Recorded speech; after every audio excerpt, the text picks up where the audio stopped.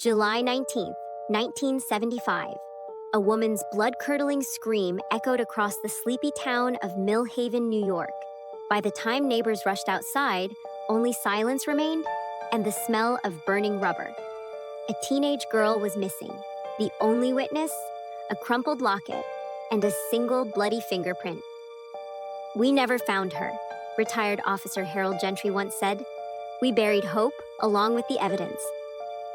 But half a century later, one reporter's obsession to uncover the truth would crack the case wide open and expose a secret that someone thought was buried forever.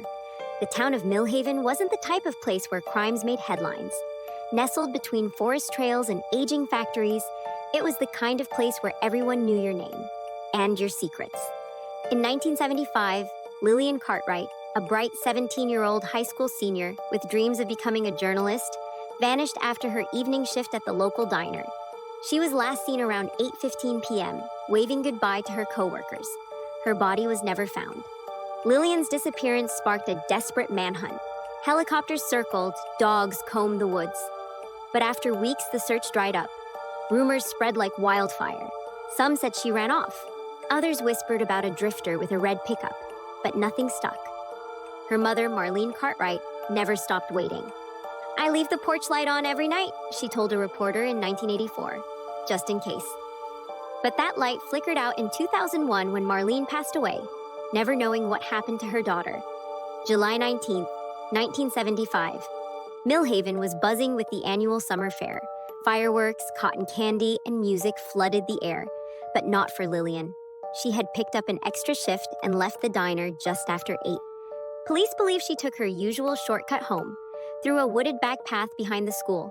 That's where a neighbor, Mrs. Dolores Finch, claimed she heard a scream. "It was sharp, like something awful had just happened," Finch recalled.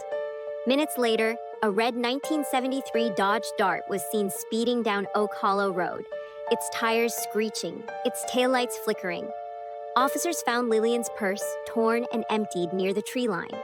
A silver locket, engraved with her initials, lay nearby, stained with blood. But the body? Gone. Despite interviewing over 70 people and issuing 3 warrants, the case went cold by 1977. The case file grew thick with dead ends and theories. Over the years, 3 suspects emerged. Paul Dreyfus, a loner and part-time janitor at Lillian's school, who left town weeks after her disappearance. Tommy Rourke, a known car thief with a red Dodge Dart who was arrested in another state a year later. Gary Lennox, a diner regular with an unhealthy obsession with Lillian, according to her coworkers. But none of the evidence stuck. That's when Elena Marsh, a young reporter for the Mill Haven Ledger, picked up the case on its 50th anniversary in 2025. She was only 4 when Lillian disappeared, but the story haunted her. Elena began combing through archives, interviewing locals, even filing FOIA requests for sealed documents. What she found would change everything. Inside a misfiled box labeled "Property, Civil Suits," she discovered an old envelope. Never logged, never examined. Inside was a photograph taken the night of the disappearance, fireworks exploding in the sky, and in the background, blurry but unmistakable, Lillian standing beside a red car. Using AI enhancement and facial recognition technology, Elena matched the blurry driver's face to Tommy Rourke, now a retired mechanic living under an alias in Pennsylvania. But that wasn't all. Rourke had a record, and one conviction stood out: an assault on a teenage girl in 1978 that bore a chilling resemblance to Lillian's disappearance. Elena brought her findings to the Cold Case Division of the New York State Police. On September 4th, 2025, police executed a search warrant at Rourke's property. Hidden in a locked metal box beneath his workbench, investigators found a folded piece of fabric, a torn waitress uniform from Mill Haven Diner. It had dried blood. DNA testing confirmed what the town feared and hoped in equal measure. It belonged to Lillian Cartwright. In the same box, a silver ring engraved "To LC with love, Mom," and a journal. In chilling detail, Rourke described the girl in the woods, referencing the one mistake he never got rid of.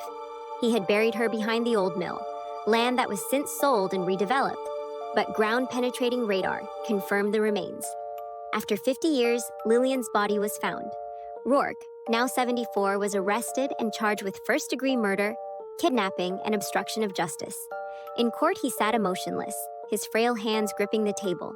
The prosecution read from his journal, revealing graphic descriptions of the night he took Lillian's life. The courtroom fell silent. She cried, "I didn't stop. I told myself it would be quick." The town of Millhaven held a memorial service for Lillian Cartwright, attended by hundreds, including Elena Marsh.